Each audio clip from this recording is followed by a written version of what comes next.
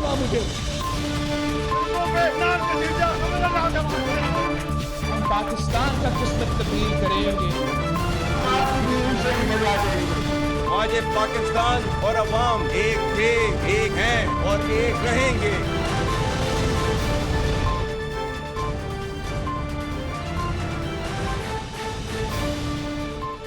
जी अस्सलाम वालेकुम। प्रोग्राम में आज चंद अहम मुद्दात के हवाले से बात करेंगे। एक तो कल जो ओवरसीज़ पाकिस्तानी से कन्वेंशन हुआ, जो कि कन्वेंशन नहीं बल्कि एक रेफरेंडम था, जहां पे ओवरसीज़ पाकिस्तानीज़ ने साबित कर दिया कि वो पाकिस्तान के साथ खड़े हैं, अफवाज पाकिस्तान के साथ खड़े हैं।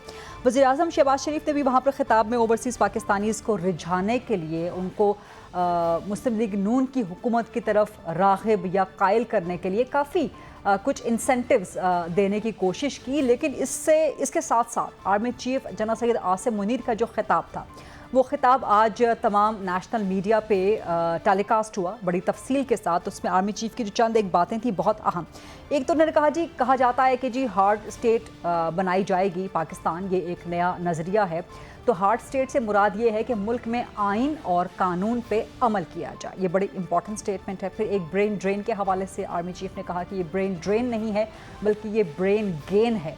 दहशत गर्दी से निमटने के हवाले से उन्होंने न सिर्फ अवाम का बल्कि अफवाज पाकिस्तान का अज़म दोहराया और कहा कि जी मुट्ठी भर 1500 लोग अगर समझते हैं, दहशत गर्द समझते हैं कि वो रियासत पाकिस्तान को दबा लेंगे या हरा देंगे, तो ऐसा मुमकिन नहीं होगा। बड़ा दबंग खिताब किया जी army chief general Syed Asim Munir ने, और उन्होंने मुल्क की समत के लिए बड़े अहम स्टेटमेंट्स भी दिए। सो इन स्टेटमेंट्स के हवाले से भी ज़रा तफसील के साथ बात करेंगे। इसके अलावा वही सवाल जो मैंने अपने इंट्रो के स्टार्ट में कहा कि जो मुस्लिम लीग नून की हुकूमत, वज़ीर-ए-आज़म शहबाज शरीफ ओवरसीज़ पाकिस्तानीज़ को अपनी तरफ कायल करने की, राग़िब करने की कोशिश कर रहे हैं, क्या वो कामयाब हो सकती है? मुल्की मईशत में चीज़ें बेहतर हो रही हैं, कुछ पॉजिटिव ख़बरें आ रही हैं। तहसीलात ज़र बढ़ गई ओवरसीज़ पाकिस्तानीज़ की वजह से। फिच ने रेटिंग्स बेहतर कर दी, वो भी बड़ी अच्छी बात है। लेकिन इन सब चीज़ों के समरात अवाम तक मुंतकिल कब होंगे? और जहाँ पर हम अवाम को मुंतकिल होने वाले समरात की बात कर रहे हैं, वहीं पर आलमी मंडी में पेट्रोलियम प्राइसेस की कीमतें कम हुई, लेकिन उनको ट्रांसलेट नहीं किया गया, उसका समर अवाम तक नहीं पहुँचाया गया। और वज़ीर-ए-आज़म ने कहा कि जी उसकी जगह पर हम बलूचिस्तान में रोड बना देंगे। अब ये इन प्रिंसिपल कम अज़ कम मेरे नज़दीक ये एक दुरुस्त अमल नहीं है, क्योंकि जब आप एक रोड बनाते हैं, सरकारी ठेका आप देते हैं, किसी सरकारी ठेकेदार को देते हैं, ये सादा अल्फाज में मैं आप तक बता रही हूँ, या किसी निजी ठेकेदार को भी देंगे, तो जो पेट्रोलियम प्राइसेस में कमी होके समर अवाम को मिलना था, वो समर सरकारी ठेकेदार या निजी ठेकेदार की जेब में जाएगा, यानी कि वापस वो सरकार के पास चला जाएगा। सो अवाम को उससे बराह रास्त कोई फ़ायदा नहीं होगा। सो ये चीज़ करने की ज़रूरत क्यों पेश आई? और ये अपनी नौयत की गालिबन कोई पहले ही इस किस्म की एक फार्मूला, एक ट्रांसलेशन अडॉप्ट किया गया है हुकूमत की तरफ से। इसके अलावा भी मईशत और सियासत के बड़े अहम मसाइल हैं, मामलात हैं, उन पर बात करेंगे।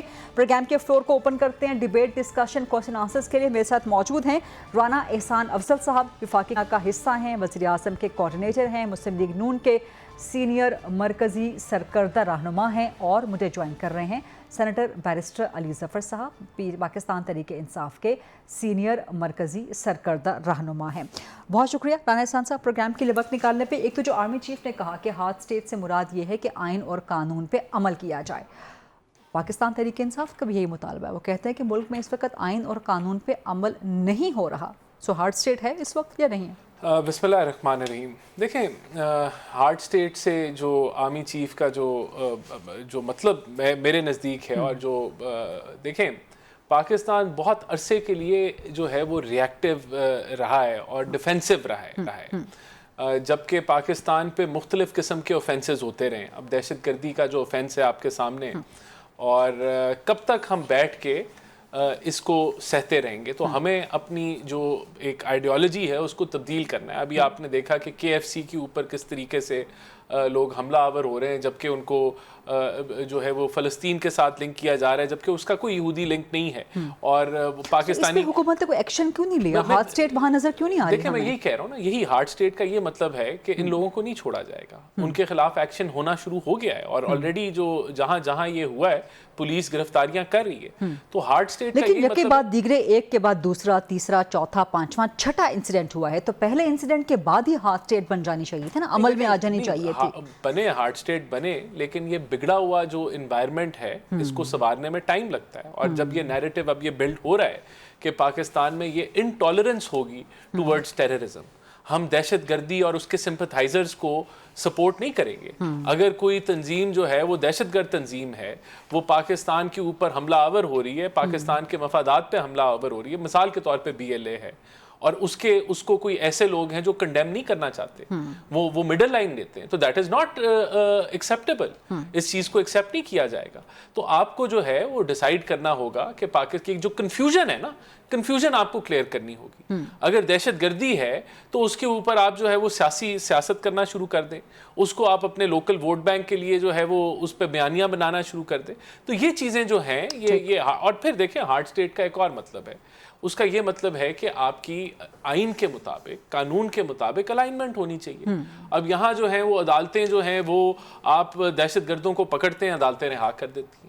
तो वहाँ ये भी, और फिर जो लेजिस्लेशन होने वाली है, अगर सूबे में एंटी टेररिज्म के हवाले से कोई लेजिस्लेशन होने वाली है और अगर वो हो भी गई है तो उसका इदराक जो है उस तरीके से अदालतें नहीं करती।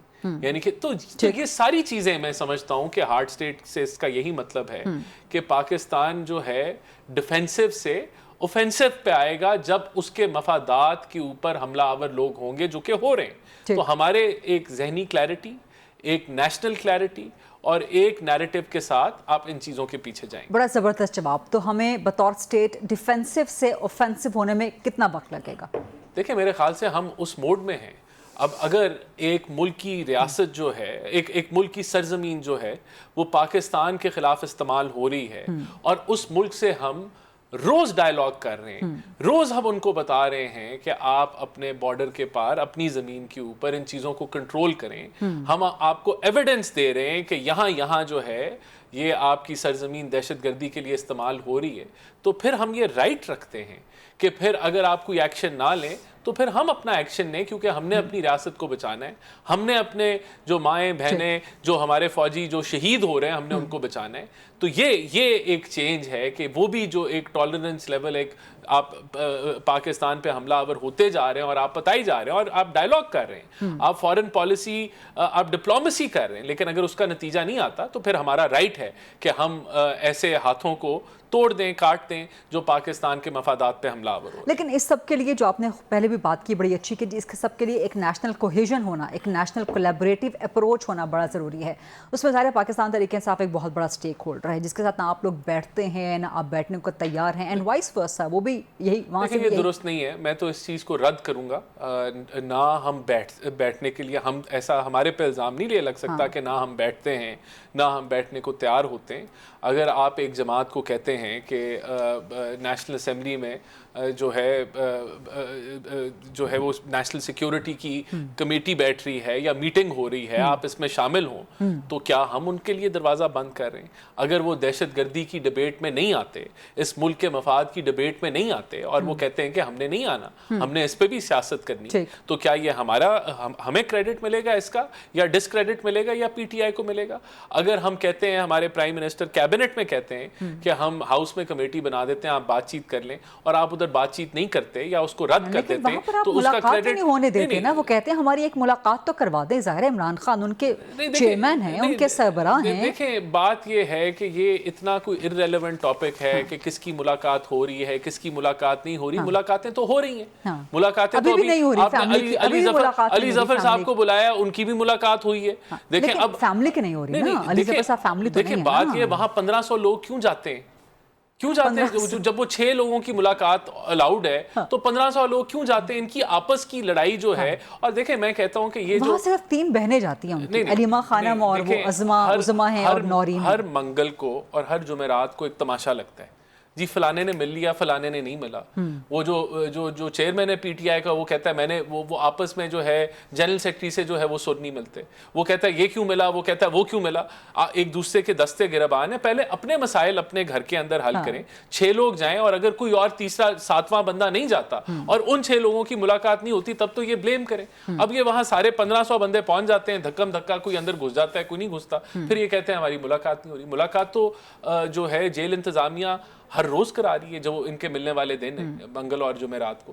تو دوسرا دیکھیں بات یہ ہے کہ یہ پہلے اپنے صفوں کو تو درست کر لیں. یہاں تو ہر بندہ اب ایک دیکھیں ان کا کیا بیانیہ ہے. ایک بندہ کہتا ہے قرآن پکڑ کے کہتا ہے کہ مجھے جو ہے وہ ٹاسک ملا ہے کہ میں ترلا پروگرام جو ہوں اسٹیبلشمنٹ کے ساتھ کروں, ہاں ترلا پروگرام ان کے ساتھ کروں, اور دوسرا بندہ کہتا ہے کہ یہ جھوٹ بول رہا ہے, یہ تو اس کا اپنا پریروگیٹو ہے, اور وہ کہہ رہا ہے قرآن پکڑ کے مجھے خان صاحب نے کہا ہے. تو یہاں کیا آپ ان سے کیا آپ ان کے بارے میں کون مل رہا ہے کون نہیں مل رہا ہے, یہ پہلے خود تو ڈیسائیڈ کر لیں انہوں نے کیا کرنا ہے. اس پہ سینٹر بیرسٹر علی ظفر صاحب چونکہ جوائن کر چکے ہیں, اور بیرسٹر صاحب کا بھی بیان آن ریکارڈ ہے ملاقات کے بعد, عمران خان سے ملاقات کے بعد کہ عمران خان نے بالکل ٹاسک دیا ہے. بیرسٹر صاحب اس پہ ذرا آگے چل کے سوال کرتے ہیں. آرمی چیف کا جو کل کا خطاب تھا اوورسیز کنونشن سے, وہ آج ٹیلی کاسٹ ہوا ہے تمام نیشنل میڈیا پہ. اس میں آرمی چیف نے دو ٹوک انداز میں کہا ہے کہ جی پاکستان کو ہارڈ سٹیٹ بنانے کا مقصد اور مطلب یہ ہے کہ ملک میں آئین اور قانون کی حکمرانی ہو اور ہر ادارہ آئین اور قانون کے تحت کام کرے. سو یہ تو بالکل وہی معاملہ ہے. پاکستان تحریک انصاف کا بھی یہی مطالبہ ہے. سو آپ سب لوگ ایک پیج پہ آ گئے ہیں پھر.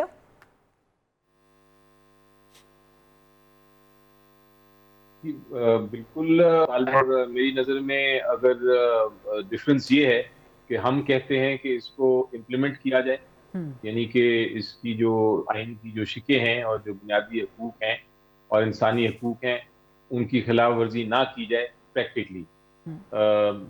پیپر پہ تو آئین بڑا صاف شفاف ہے اور ہر کوئی اس کی بات مانتا ہے, اور ہر کوئی ہری کتاب لہراتا بھی ہے اور کہتا ہے کہ یہی ہمارا آئین ہے جو لوگوں نے دیا ہے. اس میں اسلامی جمہوری پاکستان کے پرنسپلز جو ہیں, اصول ہیں شریعہ کے, وہ بھی لاگو ہیں, اور جو آئین میں شکیں ہیں وہ بھی لگی ہیں, آبجیکٹیو ریزولوشن بھی ہے. یہ تو بڑی اچھی باتیں ہیں لکھی ہوئی, لیکن سوال یہ نہیں ہے کہ لکھا کیا ہے, سوال یہ ہے کہ کیا اس پہ عمل درآمد ہو رہا ہے, کیا وہ اس کے اصول جو ہیں اس کی پابندی ہو رہی ہے. یہ یہاں ڈفرنس آتا ہے, یہاں خلا آتی ہے. یہ اگر امپلیمنٹ ہو جائیں تو میرا خیال ہے سارے مسائل جو پاکستان کی تاریخ میں آج تک ہوئے ہیں وہ ہم اس سے آگے چل جائیں گے اور ترقی کریں گے انشاءاللہ. لیکن ہوتا یہ رہا ہے کہ جب بھی حکومتیں آئی ہیں انہوں نے آئین کی خلاف ورزی کی ہے, لیکن الفاظ میں یہ کہا ہے کہ ہم آئین کو مانتے ہیں. اور یہ حکومت تو بالخصوص چلیں مارشل لاء آتا ہے وہ تو مانتے ہیں, سر عام کہتے ہیں کہ ہم آئین کو جو ہے ہم ختم کر رہے ہیں, ایبروگیٹ کر رہے ہیں, سسپینڈ کر رہے ہیں, اس کو نہیں مانتے, ہم نیا آئین دیں گے وغیرہ وغیرہ. لیکن یہ حکومت تو کہتی ہے کہ ہم کریں گے ضرور آئین کی, بالکل اس کو فالو کریں گے, لیکن کرتی نہیں ہے. آپ وہاں سے دیکھ لیں جب ہمارے خلاف ووٹ نو کانفیڈنس ہوا تھا اور ہمیں ہماری حکومت کو چینج کر لیا گیا تھا, اس کے بعد یہ ہم نے اپنی پنجاب کی اور کے پی کے کی اسمبلیاں ڈیزالو کی تھی, تو آئین یہ کہتا ہے کہ آپ نے 90 دن میں الیکشن کرانا ہے, لیکن کیا وہ ہوئے؟ آئین یہ کہتا ہے کہ آپ نے صاف شفاف الیکشن کرانے ہیں اور اس کے باقاعدہ پروسیجرز ہیں, کیا وہ صاف شفاف الیکشن ہوئے؟ آئین یہ کہتا ہے کہ آپ کے خلاف مقدمے اگر ہوں گے تو فیئر ٹرائل, آپ کے اوپن پبلک ٹرائل ہوں گے. کیا عمران خان صاحب کے پبلک ٹرائل ہوئے, اوپن ٹرائل ہوئے, یا وہ جیل میں ٹرائل ہوئے؟ تو یہ ساری چیزیں ہیں جو میں نے کچھ ذکر کیا, بہت ساری اور چیزیں ہیں. آئین یہ کہتا ہے کہ آپ کسی کے گھر میں داخل ہو کے تو ان کو اریسٹ FIR کے بغیر اریسٹ نہیں کریں گے اور غائب نہیں کر دیں گے. کیا لوگ اریسٹ ہوئے, غائب کرائے گئے, کڈنیپ ہوئے, کیا لوگوں کے گھر میں جا کے تشدد ہوا؟ کیا یہ آئین کے مطابق ہے؟ آئین یہ کہتا ہے کہ میڈیا آزاد ہے, کیا آئین کی انہوں نے خلاف ورزی نہیں کی؟ نہیں کر رہے, سینسرشپ نہیں ہے. آئین یہ کہتا ہے کہ ہر ایک کو حق ہے کہ وہ احتجاج کرے, پروٹیسٹ کرے, کیا PTI کو پروٹیسٹ کرنے کی اجازت دی جا رہی ہے؟ یہ بہت سارے ایگزامپلز ہیں جہاں میں کہوں گا کہ آئین تو ہمارا ایک طرح سے ہم لالیس لا قانونیت کے ماحول میں رہ رہے ہیں. تو یہ کہنا کہ آئین کی پاسداری ہونی چاہیے, آئین کی حفاظت ہونی چاہیے, آئین کی امپلیمنٹیشن ہونی چاہیے, اس پہ عمل درآمد ہونا چاہیے, بہت اچھی بات ہے. ہم بھی یہ کہتے ہیں لیکن ہم اس کے ساتھ امپلیمنٹیشن بھی مانتے ہیں. لیکن آپ اپریشیٹ کر رہے ہیں ان ایسنس، آپ اپریشیٹ کر رہے ہیں آرمی چیف کے اسٹیٹمنٹ کو، رائٹ؟ پرنسپل تو بالکل درست ہے، سوال یہ ہے کہ کیا وہ امپلیمنٹ ہو رہا ہے کہ نہیں. ٹھیک ہے، اس کے لیے آپ حکومت کو ذمہ دار ٹھہراتے ہیں. اور جو آپ نے ایک طویل لسٹ بتائی ہے، اس میں ایک اور ایڈیشن، اس کا جواب پھر بعد میں رانا احسان صاحب سے، کہ آج وہاں پر بھی قائمہ کمیٹی میں بھی ڈسکس ہوا کہ جو پی ایس سی میں ڈسکس ہوا کہ ثناء اللہ مستی خیل نے کل واپڈا سے کوئی سوالات کیے پبلک اکاؤنٹس کمیٹی میں، پی ٹی آئی کے ثناء اللہ مستی خیل صاحب نے، اور اس کے بعد ان کے گھر کے میٹر، ان کے ریلیٹیوز کے گھر کے میٹر بجلی کے اتار کے چلے گئے. تو رانا صاحب یہ آپ نے بعد میں ذرا اس کا مجھے جواب دینا ہے. لیکن سینٹر علی ظفر صاحب، ایک بریک کا مجھے کہا جا رہا ہے معذرت کے ساتھ، ورنہ میں بڑا زبردست سوال آپ سے کرنا چاہتی، مزہ آتا اس کا جواب لے کے. آئین اور قانون درآمد کی بات ہو رہی ہے تو ذرا پاکستان تحریک انصاف سے سینٹر بیرسٹر علی ظفر صاحب سے ایک سوال کریں گے، مزید کے سوالات کریں گے، اور رانا احسان صاحب سے بھی سوالات کرنے. ایک بریک کا وقت ہوا. Let's take short quick break and then come back.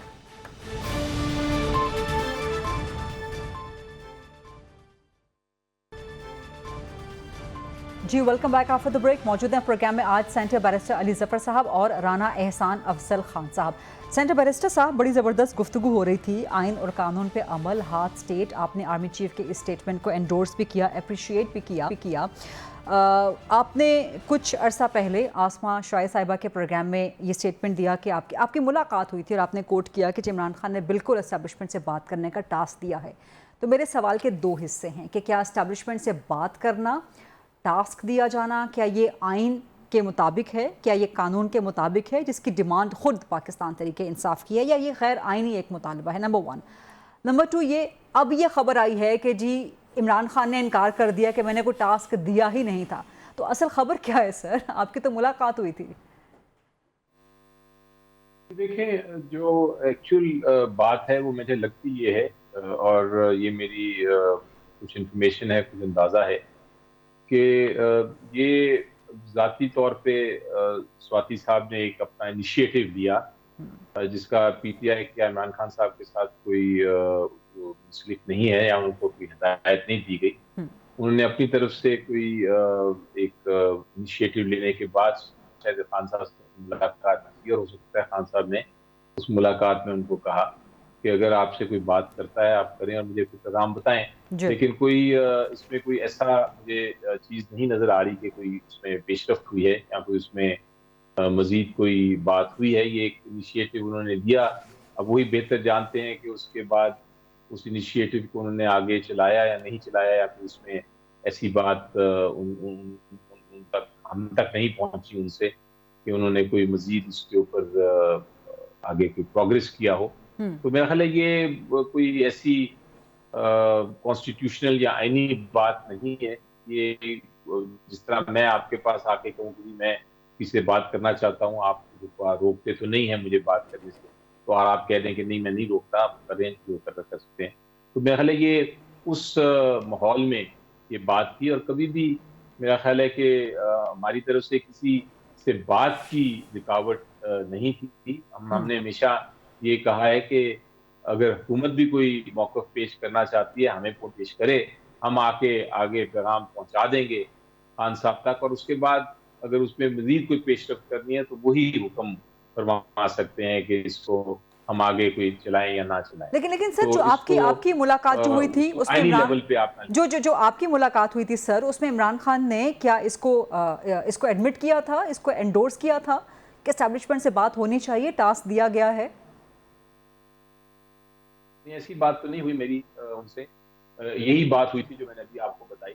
جہاں ان سے پوچھا تو انہوں نے یہی کہا کہ ہاں وہ آئے تھے، میرے سے ملے تھے، اور انہوں نے ایک اپنا یہ اجازت دی تھی، اور میں نے کہا تھا آپ کر لیں اگر آپ کر سکتے ہیں، اور پھر مجھے پیغام دیں آ کے.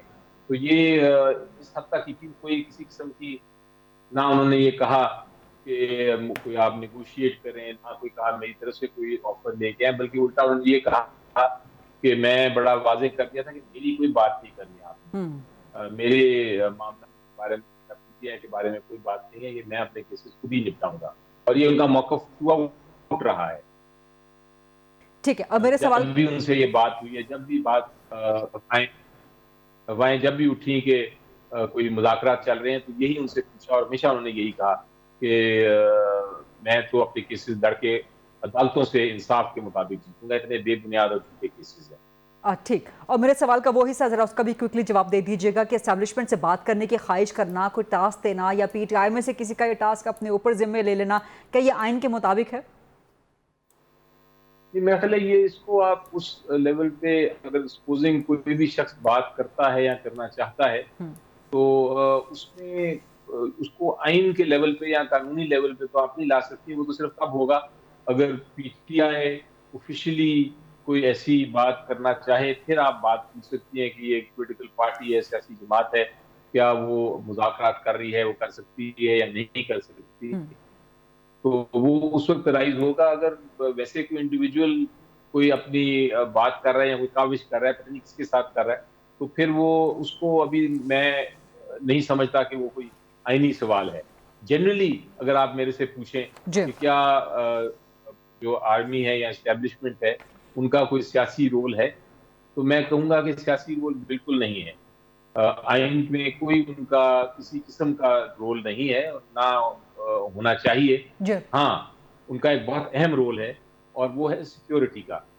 سیکیورٹی کے جب معاملات آتے ہیں تو دنیا کی کسی جگہ پہ بھی آپ چلے جائیں, وہاں جو سیکیورٹی ایجنسیز ہیں وہ اپنا جو ویو پوائنٹ ہے وہ ایک سویلین حکومت کو ضرور دیتے ہیں, اور سویلین حکومت ان کا چونکہ ایکسپرٹیز ہے اس کو ضرور سامنے رکھ کے فیصلے کرتی ہے. تو یہاں تک رول تو بالکل واضح ہے اور یہ ہونا بھی چاہیے, لیکن اس کے علاوہ سیاست میں کوئی رول نہیں ہوتا, نہ ہونا چاہیے. ٹھیک ہے, اس پر آپ کچھ کمنٹ کرنا چاہیں گے رانا احسان افضل خان صاحب؟ اور جو ایک طویل لسٹ گنوائی ہے بیرسٹ علی ظفر صاحب نے کہ ملک میں آئین اور قانون پہ عمل نہیں ہو رہا, اور ایک چھوٹی سی مثال آج ہی ہوئی پی اے سی میں, ثناء اللہ مستی خیل پی ٹی آئی, انہوں نے واپڈا سے سوال کیے, واپڈا والے ان کے میٹر اتار کے لے گئے ان کے گھروں کے, نہ ان کے گھروں کے بلکہ ان کے رشتہ داروں کے گھروں کے بھی.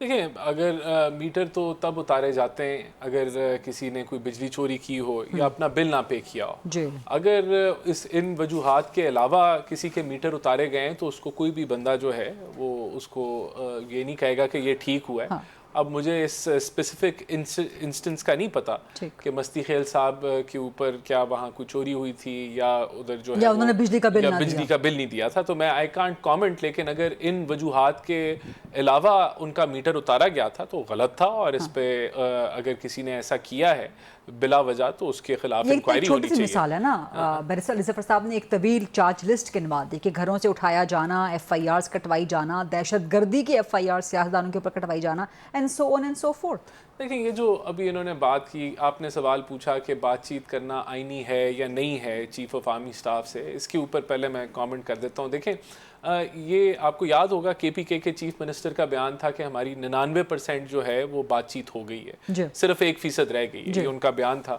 تو وہ پیکج کے اوپر ہی بات چیت کر رہے تھے نا, کوئی پیکج یا این آر او ہوگا جس بیک ڈور میں ہو رہا ہوگا. نہیں وہ 99% جو ہے ورکنگ ریلیشن شپ تو نہیں تھا نا, وہ خان صاحب سے حوالے سے وہ بات کر رہے تھے. ابھی انہوں نے کہا کہ وہ جو ہے سواتی صاحب کا پرسنل اوپینین ہوگا, لیکن وہ قرآن اٹھا کے تو یہ کہہ رہے ہیں کہ خان صاحب نے مجھے کہا تھا.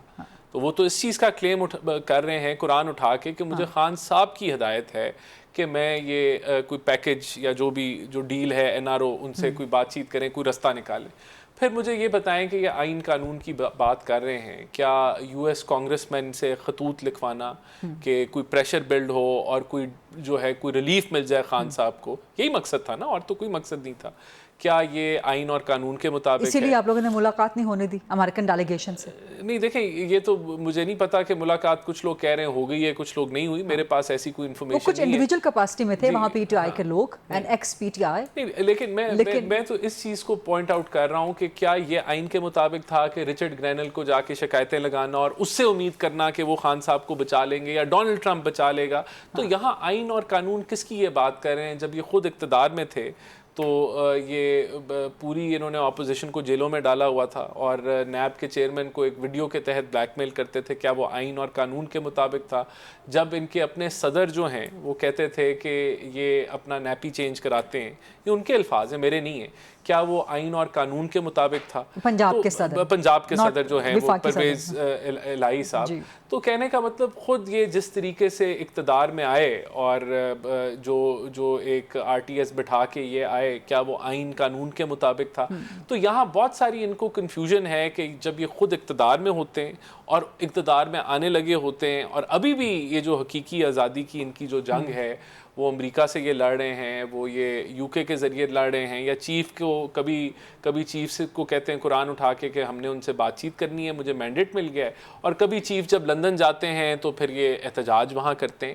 تو یہ جو ان کی پالیسی ہے، دیکھیں ان کا نا ایک ہی وقت کے اندر پی ٹی آئی کے 3-4 بیانیے مارکیٹ میں ہوتے ہیں، اور پھر وہ ان کا یہی ہوتا ہے کہ کون سا آپ اٹھا لیں اور کس کو جھٹلا دیں. تو ایک کو یہ اٹھا لیتے ہیں کہ اب ہمارا یہ بیانیہ ہے، باقی جو 3 ہیں وہ تو جی وی ڈونٹ اسی اسٹینڈ. کنفیوژن سے خود عمران خان بھی کنفیوزڈ ہو گئے ہیں، اور رپورٹڈلی اڈیالہ جیل میں بہت پریشان ہو گئے ہیں وہ کہ پارٹی کے اندر جو لڑائیاں چل رہی ہیں، ایک دوسرے کے ساتھ لڑ رہا ہے، دوسرا تیسرے کے ساتھ لڑ رہا ہے. اس پہ بیرسٹر علی ظفر صاحب کا بھی موقف لیں گے، اور کچھ مزید معاملات ہیں سیاسی استحکام اس طور پہ، معاشی استحکام کے حوالے سے، اس پہ پروگرام میں جنریٹ کریں گے. رانا احسان صاحب سے بھی سوالات کریں گے، سینٹر صاحب سے بھی کوشچنز کریں گے. After short break stay with اس.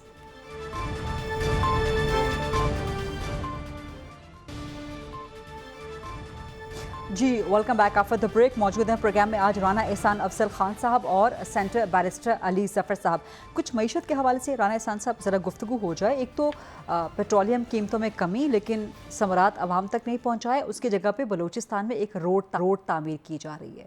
تو وہ روڈ آپ تعمیر کریں گے بلوچستان میں، اگر یہ فارمولا کیسے آیا حکومت کے ذہن میں؟ بیکاز وہ روڈ اگر آپ تعمیر کریں گے تو آپ یا تو سرکاری ٹھیکیدار کو ٹھیکہ دیں گے یا کسی پرائیویٹ ٹھیکیدار کو، تو اگین وہ کٹی میں جائے گا پیسہ یا تو سرکار کے یا پھر ایک نجی ٹھیکیدار کے. تو عوام کو فائدہ کیا ہوگا؟ بسم اللہ الرحمن الرحیم. دیکھیں آپ جو بات کر رہی ہیں، ویسے تو پروگرام شروع، آپ جو بات کر رہی ہیں کہ وہ کسی ٹھیکیدار کو جائے گا، تو آپ یہ ایزیوم کر رہی ہیں کہ وہ روڈ نہیں بنائے گا اور وہ جو ہے وہ سارا جیب میں ڈال کے کہیں رفو چکر ہو جائے گا.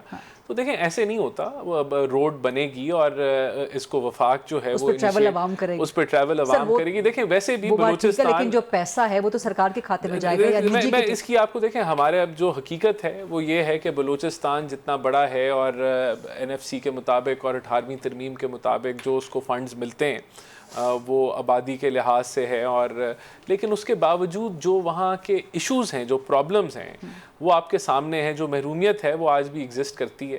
تو اس کو کور کرنے کے لیے یہ سوچا گیا کہ، اور خاص طور پہ جو کنیکٹیوٹی کے ایشوز ہیں وہاں، کہ یہ جو PDL ہے اس میں اس کو اس دفعہ جو بچت ہوئی ہے وہ بجائے کہ آپ ویسے بھی پاکستان کی جو پیٹرولیم پرائسز ہیں وہ ریجن کے اندر سب سے سستی ہیں، اور جب میں ریجن کی بات کرتا ہوں تو اس میں انڈیا، بنگلہ دیش، نیپال. دیکھیں لیکن اگر یہ اس سڑک سے اکنامک ایکٹیویٹی بلوچستان میں بڑھتی ہے، دہشت گردی جو ہے اس میں کمی پیش آتی ہے، کیونکہ جب اکنامک ایکٹیویٹی بڑھے گی تو اس میں بھی فرق پڑے گا. اگر بلوچستان کے لوگ یہ سمجھتے ہیں کہ ان کی محرومیت کم ہوئی ہے، تو ہم دیکھیں ہمارا تو سٹانس ہے. عوام ویسے بھی، ہم بھی دیکھیں وہ بھی عوام ہے، ٹیکس کا پیسہ سر ویسے ہی دیتے ہیں نا. دیکھیں بالکل آپ دیتے ہیں، لیکن میں نے آپ کو اس کی وجہ تو بتا دی کہ جو ہمارے ADBs ہیں یا جو ہمارے ڈیولپمنٹ کے فنڈز ہیں وہ ناکافی ہیں، اور وفاق نے سوچا کہ اس کو بلوچستان کو ایک فردر پش دے دیں